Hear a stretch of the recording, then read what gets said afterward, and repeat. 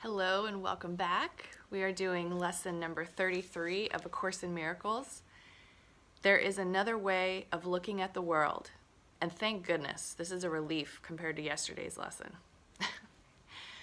Today's idea is an attempt to recognize that you can shift your perception of the world in both its outer and inner aspects. A full 5 minutes should be devoted to the morning and evening applications. In these practice periods, the idea should be repeated as often as you find comfortable, though unhurried applications are essential. Alternate between surveying your outer and inner perceptions, but without an abrupt sense of shifting. Merely glance casually around the world you perceive as outside yourself, then close your eyes and survey your inner thoughts with equal casualness. Try to remain equally uninvolved in both, and to maintain this detachment as you repeat the idea throughout the day. The shorter exercise periods should be as frequent as possible. Specific applications of today's idea should also be made immediately.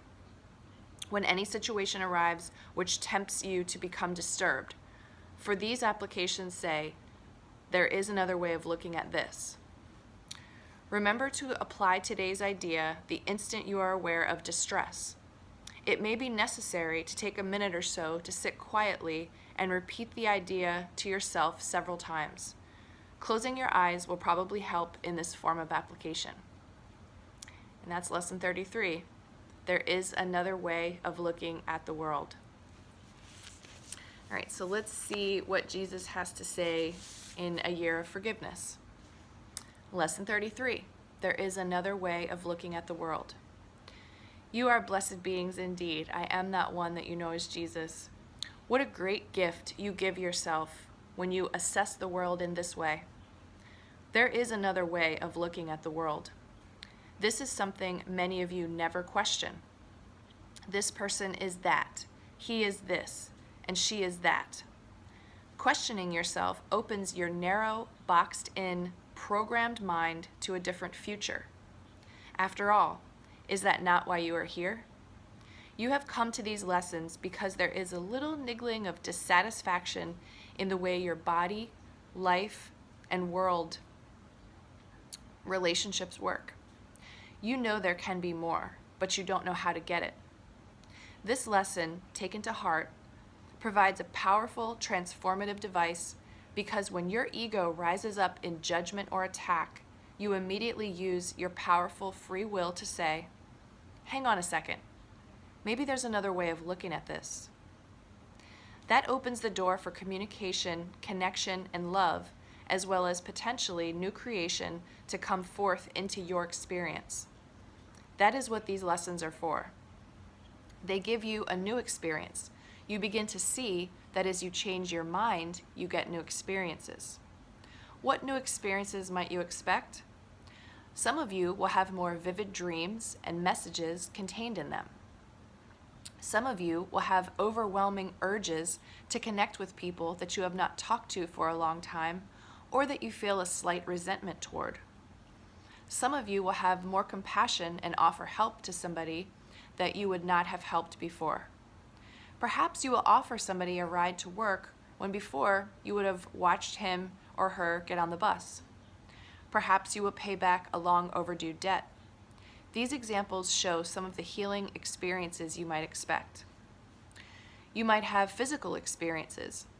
Our dear one had some, what she calls amazing out-of-body experiences, in which she had direct conscious contact with guides and teachers in higher realms in the early days of her course studies. This got her attention. She knew the strange blue book caused these unusual feelings and experiences. So if you start to feel different, you start to have new ideas or inspirations, know you have done that yourself by changing the way you look at the world through this training program. If you have an unusual idea, contemplate it and say, this may be a consequence of A Course in Miracles studies.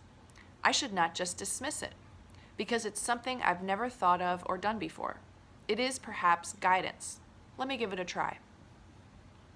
We are happy you have the braveness to transform into the most powerful creative device in the universe, the human mind aligned with love. You are heading toward that, dear ones, so hang in there and keep coming back to see us every day. We are with you all the time, but we enjoy these group gatherings. I am that one that you know as Jesus, and we will see you again tomorrow. Well, I really appreciate the simplicity of these early lessons here. And again, I just want to repeat what I said previously, that Jesus is teaching us how to meditate. And if you just sit quietly and repeat this idea, there is another way of looking at the world. You will begin to calm, and you will notice images. Things will come into your mind that perhaps wouldn't have when your mind was in kind of like go mode, in the rat race mode. You got your coffee, you got your plan for the day.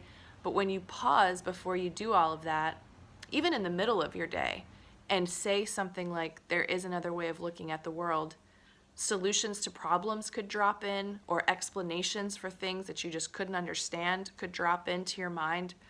So it's a really cool way to start your meditation practice, with these kind of thoughts kind of leading you through the experience. So good luck to you as you develop the skill, or maybe you're a student who's done this many times and you're just revisiting it. It's awesome. It's like an endless exploration into the deep places of your consciousness. Lots of love to you. Have a great day. See you tomorrow.